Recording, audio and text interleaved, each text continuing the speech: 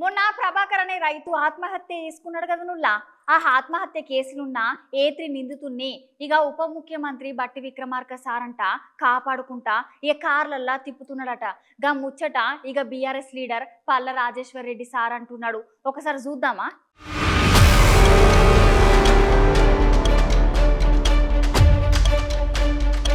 మన భూ వివాదంలో రైతు ప్రభాకర్ ఆత్మహత్య చేసుకుని మరణించిన సంగతి తెరకనేగానుల్లా. ఆ ఆత్మహత్య కేసులో ఏ3 నిందితుడిని తెలంగాణ రాష్ట్ర ఉప ముఖ్యమంత్రి బట్టి విక్రమార్క సార్ అంట కార్లు ఎక్కించుకుని మరీ తిప్పుకుంటున్నాడంట. పోలీసులు కూడా ఈ సంఘటన మీద అత్యుత్సాహం ప్రదర్శించి ఆ నేరస్తులు కూడా పట్టుకునే ప్రయత్నమే చేస్తలేనంట. ఇవన్నీ మేము చూస్తున్నాం అని ఇవాళ పల్ల రాజేశ్వర రెడ్డి సార్ మాట్లాడుతున్నాడు. ఒక నేరస్తుని నువ్వు కార్లు ఎక్కించుకొని ఎట్లా తిరుగుతావు? ఆ నేరస్తునికి నీకు సంబంధం ఏమున్నది? నువ్వు బాధిత కుటుంబాన్ని పరామర్శించేది పోయి ఆత్మహత్య కారణమైన నిందితుని ఇంటికి వెళ్లి ఎట్లా పరామర్శిస్తావు అని అడుగుతున్నాడు.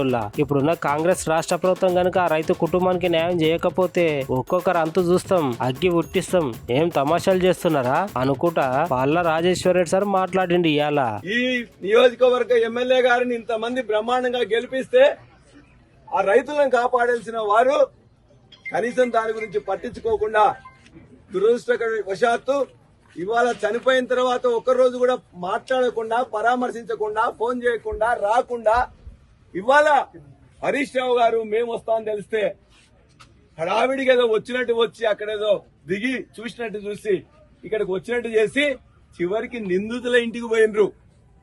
ఎవరి దగ్గర పోవాలి? బాధితుల దగ్గర పోవాల్సిన ఉప ముఖ్యమంత్రి నిందితుల దగ్గర పోయినరు. ఆయన భూమి ఆయన చెందేటట్లు చూస్తాం. ఇందులో ఏ మాత్రమే చేసినా కూడా అగ్గి ఉట్టిస్తాం. ఖచ్చితంగా ఆయన కుటుంబానికి అండగా ఉంటామని చెప్పి తెలుస్తున్నాం. అదే విధంగా మా కమల్ రాజు గారు వారం రోజుల నుంచి ఇక్కడనే ప్రతిరోజు మాట్లాడుతున్నారు. మమ్మల్ని అందరినీ కూడా ఇక్కడ రప్పించిండు. అధికారులతో కూడా మాట్లాడుతున్నాం. ఇవాళ కూడా ఇక్కడికి వచ్చే ముందు ఎస్పీ దగ్గర పోయి మాట్లాడొచ్చినాం. 3వ స్థానంలో ఏ3గా ఉండాల్సిన నిందితుడిని తన కారులో తిప్పుకుంటున్నాడు బట్టి విక్రమార్క గారు.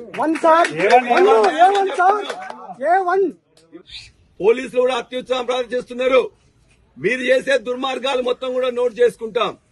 అంతకు 10 ఉద్యోగాలు ఊడేమియ్యి మీరు అన్యాయంగా చేస్తే, అక్రమంగా అరెస్టులు చేస్తే, దుశ్చర్యలకు పాల్పడితే రాజకీయ నాయకుల సంగతి తర్వాత చూస్తాం. కానీ మీ సంగతి మాత్రం మీ ఉద్యోగాలు ఉండడం ఖాయం. రెవెన్యూ అధికారులకు కానీ హెచ్చరిస్తున్నాం. న్యాయంగా చట్టబద్ధంగా ఉన్న భూమిని ఎవరిది వాళ్ళకు